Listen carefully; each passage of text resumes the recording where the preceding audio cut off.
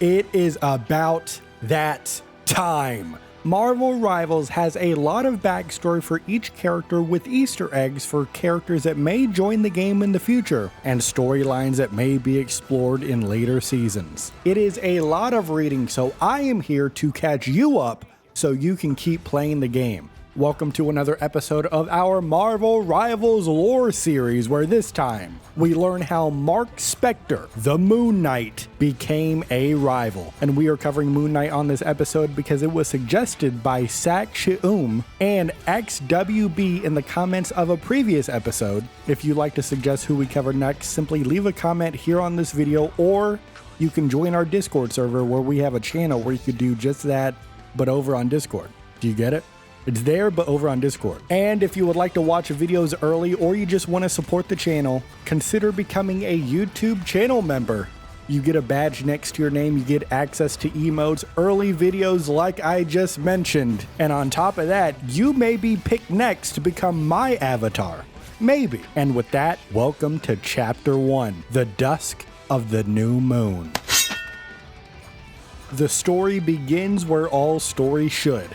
Right in the middle of a fight as Moon Knight is taking down a villain that we don't even have to mention. What's important is during this fight, he hears an ancient voice in his head saying, "Come to me, my Moon Knight." Marc Spector gets distracted during the fight, even though, he's not new to the idea of voices inside his head. He shares the body with multiple different personalities, including Mr. Knight. However, this voice talking to him is the big man. It's the boss.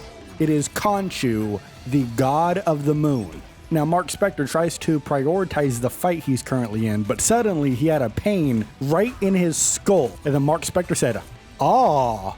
So he closed his eyes, opened them back up. Hopefully the pain is gone. The pain is gone, but now he is also gone. He is no longer in the fight. He is now in a blank white space. He is face to face with Khonshu. Now the two bicker back and forth about their arrangement. Moon Knight is frustrated about being taken out of the fight. Khonshu says something more important is on the line here. And as he's talking, Khonshu is a little bit more confident than he usually is. And he asks Marc, "What do you know about vampires?" And Moon Knight responds by saying, first of all, vampires suck. Second of all, Team Jacob all day. And third of all, screw that guy Dracula, he owes me money. And me personally, I said, oh hell yeah. You better get that money, Marc. We better see at some point in this story Dracula paying up Moon Knight. I'll tell you that right now. Khonshu disregards that. He doesn't care about money. He is a literal god of the moon. And speaking of moon, something very, very threatening is about to happen, possibly. Because Khonshu warns Moon Knight that daylight itself is about to end, which is very bad news, because what are we talking about? We're talking about vampires. They're immortal, and the limitation they have is that they can only operate at night. During the daytime you're safe, but daylight might end. And as we learn this, a figure appears in the void. Khonshu hasn't brought him in. Moon Knight sure as hell doesn't have the power to bring him in, but this figure shows up in this void anyway. This man has iron armor on with a green cloak. Marc Spector recognized this man immediately. He said, "Oh, this is bad news." Moon Knight and Khonshu are joined by the King of Latveria, Dr. Victor Von Doom. Not wasting any time, Khonshu orders Moon Knight to remove Dr. Doom from the space, so the Moon Knight throws darts at him. However, Dr. Doom used his gauntlet. He raises it up, he deflects those darts. He said, "No way, brother." Doom says he's not here to fight. And right after he says that, two curved blades appear in his hands. Oh, not here to fight, huh? Dr. Doom then says, and I quote, "The daggers of Dormammu should end this night before he even begins." I think he has a little smile. You can't see it because he's got a mask on. It's like a big metal mask if you're not familiar with Dr. Doom. You can't see his face, but with the way he's talking, you could tell this man's smirking behind the mask. Now, hold on, let's push pause on this real quick. All right, maybe I'm moving a little bit too fast for you. That's fine, give me your hand. I'm gonna start sprinting and dragging you across this road. So Dr. Doom says the daggers of Dormammu should end this night before he even begins. To me, I read that as Dr. Doom before this has already encountered and possibly even defeated Dormammu. Now, at this time, we don't know whether it's Doctor Doom present day. We don't know if it's Doctor Doom 2099 coming over here. We're not sure about that. All we know is this Doctor Doom may have already become powerful enough and have the skills and the knowledge to defeat Dormammu. So I just want to put that out there, put that in your head as to the skill level, as to the possible knowledge level that Doctor Doom is already at coming into this meeting with Khonshu. So let's move on. Moon Knight then punches Doctor Doom right in the face, and Doom starts swinging those daggers. At first, Marc is able to dodge him, right? You know, he's got those moves on. He could lean a little bit. But if you remember, before he got pulled into this white void, he was just in a fight. So eventually, Marc Spector, Moon Knight, is a little bit slower than Doctor Doom, and he can't keep that upper hand for very long. This is a moment where Khonshu stops the fight and says that Doom has now earned the right to speak. And then Doom responds by saying, yeah, you better listen, brother, because when Dr. Doom speaks, he only says things once.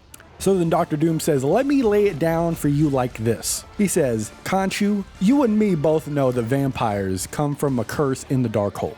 And then Khonshu responds by trying to big time Dr. Doom, saying, you're a mere mortal. You don't know what you're talking about when you're talking about the Darkhold. You better shut your mouth. And then Dr. Doom hits back at him and he says, oh yeah? Oh yeah? Well, it looks likely that the Sorcerer Supreme, after refusing to give me access to the Darkhold, has hidden it in another plane of existence. And then Khonshu goes quiet. He says, man, I think this guy knows what he's talking about. Dr. Doom then lays out his plan. He wants to take control of the vampires. And Khonshu and Moon Knight, right from the jump, are not on his side whatsoever. They're like, you are talking crazy. And because of that, Khonshu says, you know what, Moon Knight may not have had the power or the skill to remove you from this white plane of existence, but I do. So he removes Dr. Doom. But before he goes, Dr. Doom calls Khonshu a fool, and he says that he will rue the day.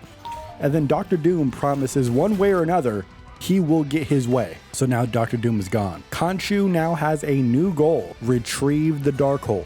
And Moon Knight is like, why? That's the book that just created the problem. Why do you want that? And then Khonshu responds respectfully by saying,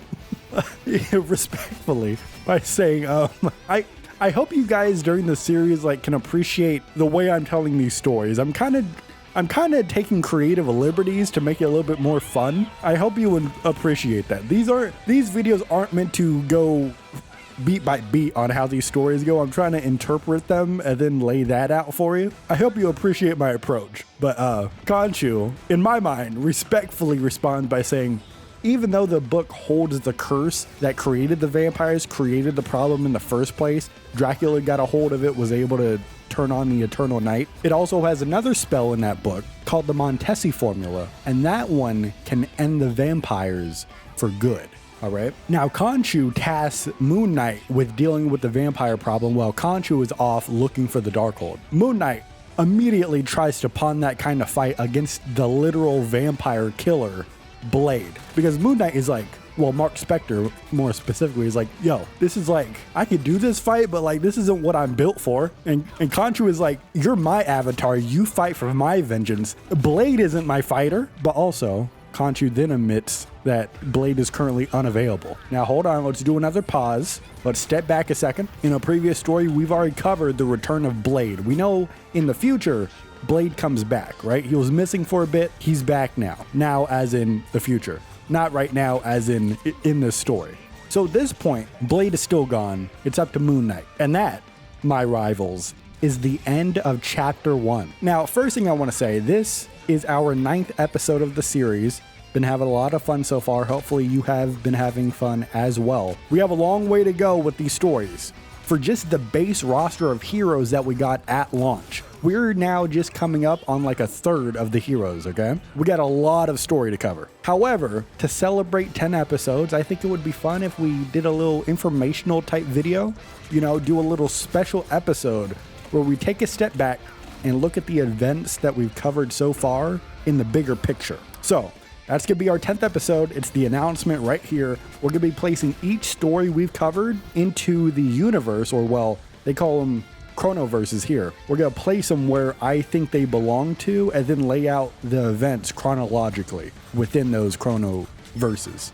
Does that make sense? So we're going to create a little bit of a timeline of our own on how we're progressing through these stories. because I know some of you watch or listen to this series while you're playing the game, out of the house, maybe you're at work, at school, whatever. So it's beneficial, I think, to do an episode where we lay everything out, because right now all these episodes are kind of going back and forth. We're going on here, we're going there, we're doing this, we're doing that. And it's a lot of fun isolated, but if you're looking at a bigger picture, it could get a little bit confusing. So we're going to consolidate that information. We're going to lay it out. So that's going to be our 10th episode. It's going to be available early for channel members, but it's going to be public whenever I decide to put it public, maybe sometime this weekend, maybe even tomorrow or the next day, or maybe the next day, or maybe the next day. I don't know. All I know is that channel members are going to see it early.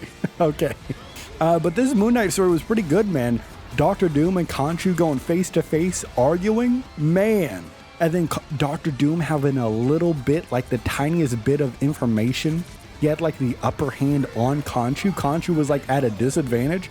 It was pretty insane. That's pretty big. Dr. Doom is like powerful. Yo, he likely defeated Dormammu already. He already knows exactly what Doctor Strange is doing with the Darkhold. Right now to Dr. Doom, it's like a guess. It's like an educated guess, an educated wish.